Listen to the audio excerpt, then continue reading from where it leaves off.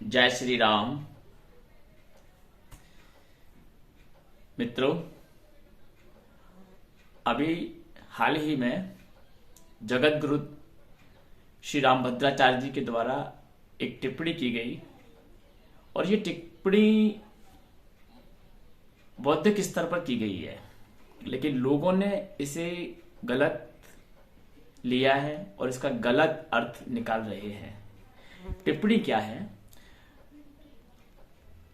जगत गुरु रामभद्राचार्य के द्वारा ये कहा गया कि जैन धर्म और बौद्ध धर्म, जैन धर्म और बौद्ध धर्म यानी कि ये दो फिलॉसफी हैं, जैन दर्शन और बौद्ध दर्शन।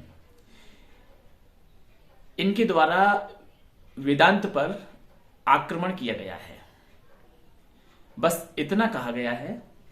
और इसको लेकर के जो हिंदू सनातन विरोधी सोच वाले लोग इस देश में हैं, उन्होंने रामभद्राचार्य जी की टिप्पणी को लेकर के न जाने क्या क्या बातें बनाना स्टार्ट कर दी हैं।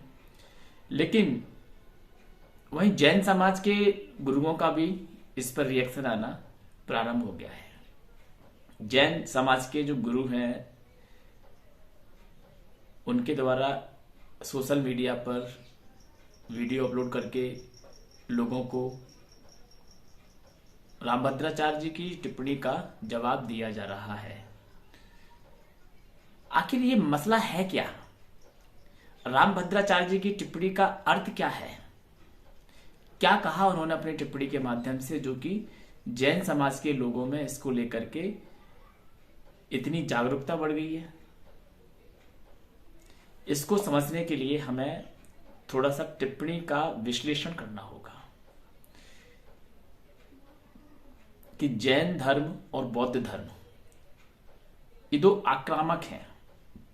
आक्रामक का तात्पर्य यहां, अब हम थोड़ा पीछे जाएंगे बैक में। पिछले हजारों साल से, कई सदियों से जैन फिलॉसफी और बौद्ध फिलॉसफी ये वेद के कॉन्ट्रडिक्शंस में बात करती हैं। यहां आक्रमण का मतलब कोई हथियारों वाला आक्रमण नहीं है, कोई बॉर्डर वाला आक्रमण नहीं है कि एक धर्म का दूसरे धर्म पर आक्रमण वाली ऐसी कोई बात नहीं है।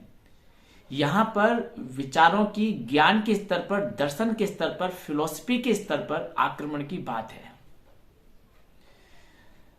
तो जो रामभद्राचार्य जी के द्वारा टिप्पणी की गई है कि आक्रमण किया गया है, उसका मतलब यह है विशुद्ध रूप से कि वैदिक दर्शन एक फिलॉसफी है, वेदांत दर्शन, जो कि पूर्ण रूप से अद्वैतवाद की, ब्रह्मवाद की, आत्मा की, परमात्मा की विशुद्ध व्याख्या देता है। वहीं जैन दर्शन और बौद्ध दर्शन इसके विपरीत जाकर के अपनी फिलॉसफी देते हैं, अपनी बात रखते हैं। तो इस कारण से ये आज का मुद्दा नहीं है, ये तो सदियों पुराना मुद्दा है, जिसे कि रामभद्राचार्य जी ने कहा है। हर एक वैदिक विद्वान जो वैदिक संस्कृति को फॉलो करता है वो जानता है इस बात को, लेकिन आम जनता इस बात को नहीं जानती है। अब जब ये वर्तमान में सब मैटर आया है सामने,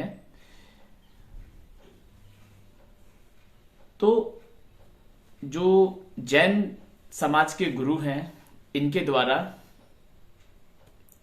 अब जैन धर्म को लेकर के भी टिप्पणियां की जा रही हैं।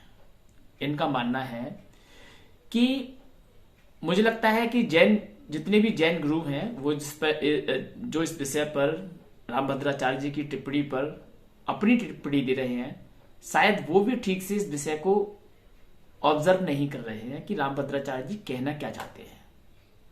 साथियों, रामभद्राचार्य जी ने जो कहा है ना, वह 100% सत्य कहा है। इसमें कोई दो राय नहीं है कि रामभद्राचार्य जी के वचन सत्य हैं। रामभद्राचार्य जी एक बहुत बड़े प्रकांड विद्वान हैं, उनके मुख से असत्य वचन कभी निकल ही नहीं सकता। असत्य भाषण वो कर ही नहीं सकते। इसलिए अब हम विश्लेषण करते हैं उन टिप्पणियों का जो कि जैन गुरुओं के द्वारा दी जा रही हैं। जैन गुरुओं के द्वारा ये कहा गया है कि जो जैन धर्म है ना, वह हिंदू धर्म से नहीं निकला, वह सनातन धर्म से नहीं निकला। जैन धर्म तो वेदों से भी पुराना है, यानी कि वेद जैन धर्म के बाद के इनके द्वारा ऐसा कहा जा रहा है। और ये अपने इस वक्तव्य के सपोर्ट के लिए कुछ तर्क देते हैं। वो तर्क इस प्रकार से हैं। जैन मुनि का कहना है, मुझे उन मुनि जी का नाम याद नहीं आ रहा, लेकिन मैं कमेंट्स में सेक्शन डिस्क्रिप्शन में उसको मेंशन करूंगा। उनका कहना था कि सनातन धर्म, सनातन संस्कृति एक अलग संस्कृति है और हमारी जो जैन फिलॉसफी है वो सनातन से भी पुरानी है। यहां पर जैनियों के द्वारा एक शब्द यूज किया जाता है जिसको कहते हैं शाश्वत। जी हां, शाश्वत।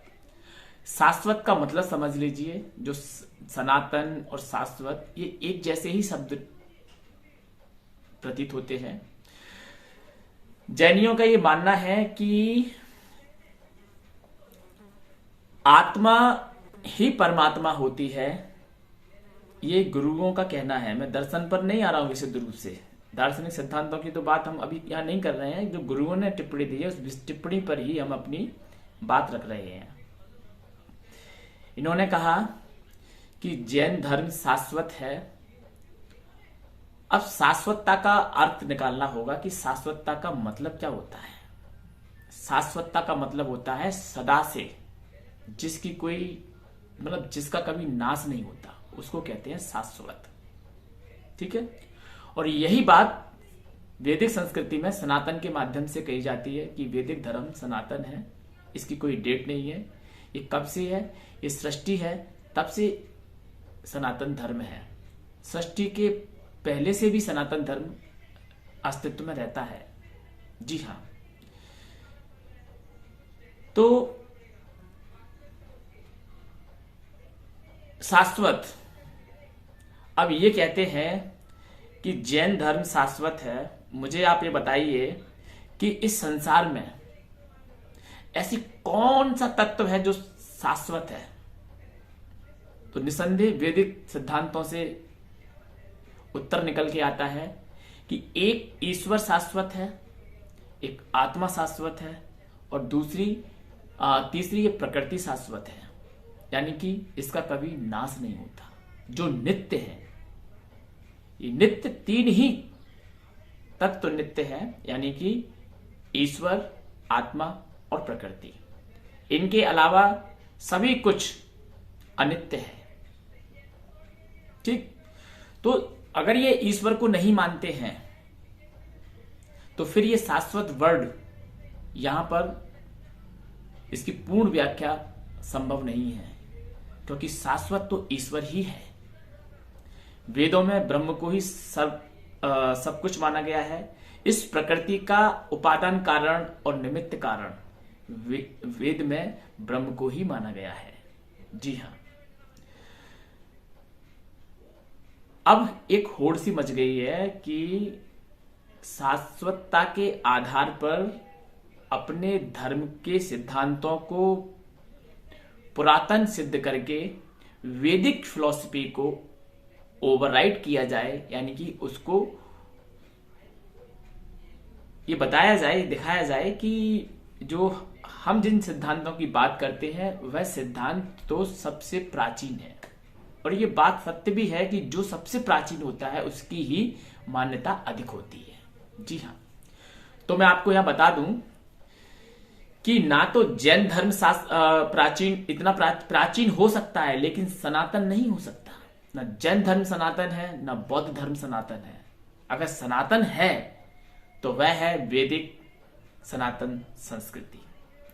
वैदिक सनातन संस्कृति सृष्टि के प्रारंभ से और सृष्टि के प्रलय काल तक का वर्णन करती है प्रमाणों के माध्यम से। जी हां। अगर वह सृष्टि के संरचना की बात करते हैं तो वे उसके लिए प्रमाण भी देते हैं। वे इसे सिद्ध भी करते हैं कि सृष्टि कैसे अस्तित्व में आती है और सृष्टि का काल चक्र कितना है, सृष्टि कितने समय तक रहेगी, फिर सृष्टि प्रलय में समा जाएगी और प्रलय के बाद सृष्टि कितने समय तक प्रलय को प्राप्त होती रहेगी, फिर पुनः निर्माण की प्रक्रिया कब प्रारंभ होती है। ये सभी बातें वैदिक संस्कृति में बताई गई हैं। साथियों, जैन मुनि ने एक रेफरेंस दिया था अपने इस टिप्पणी में कि एक लेखक हैं डॉक्टर गोकुल प्रसाद जैन, जिन्होंने एक लेख लिखा है और उसमें इस लेख का टाइटल है कि ऋग्वेद में ऋषभदेव। ऋग्वेद में ऋषभदेव। अब ये ऋग्वेद में ऋषभदेव के माध्यम से ये साबित करना चाहते हैं कि जो जैन धर्म है वह वेदों से भी पुरातन है। उन्होंने ये कहा भी है कि जो ऋग्वेद है वह ईसा पूर्व 1500 के आसपास उसके लेख के इनकी उसके कोड के प्रमाण मिलते हैं, जबकि ईसा पूर्व 1500 में। ठीक है, इस बात को हम सत्य नहीं मानते हैं और ना ही हम इस बात पर विश्वास रखते हैं कि वेदों का जो प्रादुर्भाव है वह ईसा पूर्व हुआ या 1000-2000 साल पहले हुआ, ऐसा नहीं है। क्योंकि ये सृष्टि कोई 1000, 2000, 5000, 10,000 साल पुरानी नहीं है, ये सृष्टि अरबों साल पुरानी है। ये बात आप मानते हैं? ये कोई भी कॉमन सेंस का व्यक्ति इस बात को मानता है, जानता है कि ये सृष्टि 2, 4, 5, 10,000 साल पुरानी नहीं है, ये सृष्टि अरबों साल पुरानी है। तो 5000 साल पहले क्या इस सृष्टि में मानव नहीं था? इस सृष्टि में मानव था। क्या इस सृष्टि में संस्कृति नहीं थी? इस सृष्टि में संस्कृति थी और वो संस्कृति थी वैदिक सनातन संस्कृति। लेकिन वैज्ञानिकों ने, इतिहासकारों ने, पुरातत्ववेत्ताओं ने अपने अनुभवों के आधार पर, शोध के आधार पर यह सिद्ध करने की कोशिश की है कि वैदिक सनातन संस्कृति ईसा पूर्व में प्रादुर्भाव में आई। और एक नया कंसेप्ट भी ये लोग लेकर के आए हैं कि द्रविड़, आर्य, ये जो कॉन्सेप्ट लेकर के आए हैं, ये सब चीजें बरगलाने वाली बातें हैं और सिर्फ सोसाइटी को एक भ्रम मूलक ज्ञान देने वाली बातें हैं कि वेदों का प्रादुर्भाव ईसा पूर्व हुआ। ऐसा नहीं है। लोग तो बिग बैंग सृष्टि के निर्माण में बिग बैंग की थ्योरी को केंद्र में रख के बात करते हैं, जबकि वैदिक सनातन विद्वान, जो वेदों के विद्वान हैं, जो सनातन संस्कृति को मानने वाले हैं, जो वेदों का मर्म समझते हैं, जो उपनिषद को समझते हैं, वे इस बात को नहीं एक्सेप्ट कर सकते कि इस सृष्टि का प्रादुर्भाव एक विस्फोट से हुआ है। इस अनंत ब्रह्मांड का जन्म एक विस्फोट से हुआ है जिसका नाम बिग बैंग थ्योरी है। ठीक, ऐसा नहीं है। लेकिन आज पूरा विश्व बिग बैंग थ्योरी पर डिपेंड करता है, उसको फॉलो करता है और उसको मानता है, जबकि हम लोग नहीं मानते हैं। ये बात सत्य नहीं है। सत्य इसके विपरीत है। सत्य कुछ और ही है। अब इस सत्य का अगर पता लगाना है तो हमें निश्चित तौर पर वेदों की शरण में जाना ही होगा। इन्होंने ये कहा कि जो जैन मुनि है, अब ये देखिए, मैं आपको एक और बात क्लियर कर देना चाहता हूं कि मैं अपने इस वीडियो के माध्यम से जैन मुनियों का या जैन समुदाय का या किसी का भी कोई विरोध कर रहा हूं। मैं विरोध नहीं कर रहा, मैं दार्शनिक स्तर पर, ज्ञान के स्तर पर, बौद्धिक क्षमताओं के स्तर पर अपनी बात रख रहा हूं और जो सत्य है उसे लोगों को बताने की कोशिश कर रहा हूं। गोकुल प्रसाद जैन के द्वारा एक लेख लिखा गया जिसमें लेख का टाइटल था कि ऋग्वेद की ऋचाओं में ऋषभदेव। ऋग्वेद की ऋचाओं में ऋषभदेव। जी हाँ, ऋग्वेद में ऋषभदेव का वर्णन के लिए इन्होंने 141 ऋग्वेद की ऋचाओं का रेफरेंस दिया है और जगह जगह कोट करते हुए ये भी बताया जाता है जैन समाज के द्वारा कि कैसे वेदों में, पुराणों में, अन्य ग्रंथों में ऋषभदेव का वर्णन मिलता है। इसलिए ऋषभदेव सीधे सीधे जैन समुदाय से जुड़े हुए महापुरुष हैं, जो कि सबसे पहले जैन सोसाइटी के फाउंडर माने जाते हैं ऋषभदेव। तो ये कोई आवश्यक नहीं है कि जिन आप जिस ऋषभ देव की बात वेदों से उठा करके लोगों को बोल रहे हैं, वह ऋषभ देव जैन समाज के ही ऋषभ देव थे। ऐसा कोई कंपलसरी नहीं है, क्योंकि भगवान विष्णु के 24 अवतारों में ये ऋषभ देव का भी नाम बताते हैं। वहीं गौतम बुद्ध का भी नाम आया है। गौतम बुद्ध का नहीं, बुद्ध का, बुद्ध नाम से अवतार है 24 अवतारों में। लेकिन जो बुद्ध नाम से अवतार है वह बुद्ध गौतम बुद्ध नहीं है। बौद्धिक फिलॉसफी वाले लोग भी अवतारों की धारणा में बुद्ध को जोड़ने का प्रयास करते हैं कि ये 24 अवतारों में बुद्ध है, इसलिए बुद्ध भी पुरातन है। ऐसा नहीं है। जो बौद्धिक फिलॉसफी के बुद्ध गौतम बुद्ध है, वे बुद्ध वेद पुराणों के बुद्धों से भिन्न है। पुराणों के बुद्ध जो अवतार हैं वे अलग हैं। ऐसे ही जो पुराणों में ऋषभ देव का नाम आया है, जो वेद की ऋचाओं में ऋषभ देव आने की ये बात करते हैं, वे ऋषभ देव आवश्यक नहीं है कि वे जैन धर्म के ही ऋषभ देव हों। ये बिल्कुल आवश्यक नहीं है। तो साथियों, इससे ये प्रतीत होता है कि जो वैदिक सिद्धांत हैं, जो वैदिक ऋचाएं हैं, वे किसी और बुद्ध की बात करते हैं, वे सनातन बुद्ध की बात करते हैं, वे अवतारी बुद्ध की बात करते हैं। अच्छा, मुझे एक बात बताइए, अगर इन्होंने ये कहा कि बुद्ध ऋषभ देव ऋचाओं में हैं, वैदिक ऋचाओं में मौजूद हैं, पुराणों में मौजूद हैं, तो मुझे एक बात बताओ, आप इतना कॉमन सेंस लगाइए कि वेद की फिलॉसफी पूर्ण ब्रह्म की फिलॉसफी है। जगत का निमित्त कारण उपादान कारण इस ब्रह्म को ही माना गया है वेद में, जबकि जैन दर्शन की फिलॉसफी वेद से डिफरेंट है, अलग है। तो वेद में ये दो विचारधाराएं एक साथ कैसे चल सकती हैं? पहली बात तो यह संशय उत्पन्न होता है, भ्रम उत्पन्न होता है कि वेद में जो ऋषभ देव हैं और जो जैन धर्म का कंसेप्ट है, जो जैन धर्म की जो फिलॉसफी है, वह वेदों से कॉन्ट्रडिक्शन रखने वाली फिलॉसफी है और वेद के विपरीत एक फिलॉसफी है। तो वेद में दो विपरीत फिलॉसफियां कैसे आ सकती हैं? नहीं आ सकती। जितने भी पुराण हैं, चाहे वह गीता, आप गीता को उठा लीजिए, श्रीमद् भगवत गीता को ले लीजिए, महाभारत को ले लीजिए, रामायण को ले लीजिए, 18 पुराण ले लीजिए, श्रुति ले लीजिए, स्मृति ले लीजिए, उपनिषद ले लीजिए, ये सब वैदिक ग्रंथ हैं और वेद के पैरेलल चलते हैं, वेद के ही समानांतर ये अपनी बात कहते हैं। जबकि जैन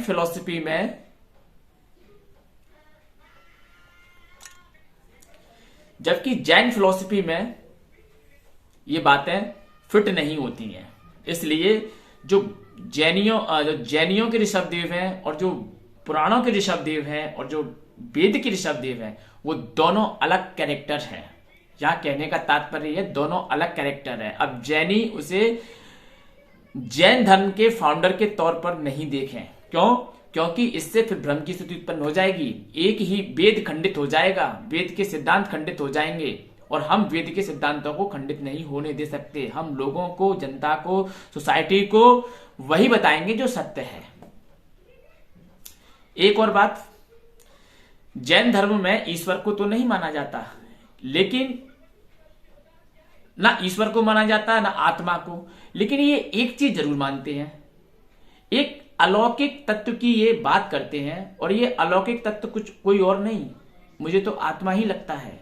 लेकिन ये आत्मा ना कहते हुए अगर आत्मा कह देंगे तो फिर वेद के पैरेलल बात हो जाएगी। इसलिए वेद के पैरेलल ना चलते हुए अपनी एक अलग फिलॉसफी डेवलप करने के लिए इस प्रकार के शब्दों को तोड़ मरोड़ करके प्रेजेंट करना, तभी तो एक अलग फिलॉसफी बन पाएगी, है ना।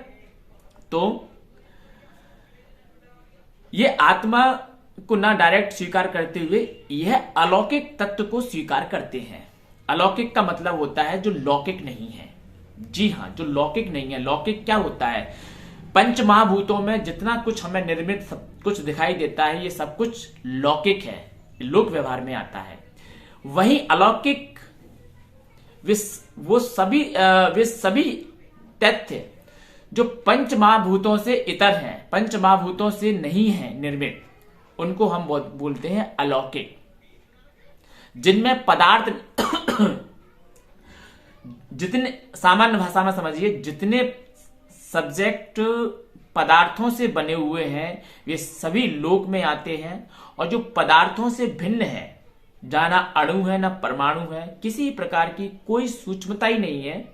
सूक्ष्मता का स्तर हम जितनी सूक्ष्मता में जा सकते हैं, अणु परमाणु से भी और सूक्ष्मता में अगर हम जा सकते हैं, तो वहां भी पदार्थ ही है। लेकिन ये जो आत्मा का कंसेप्ट है, जो ब्रह्म का कंसेप्ट है, जो प्रकृति का कंसेप्ट है, ये पदार्थ से भिन्न है, पदार्थ से परे है।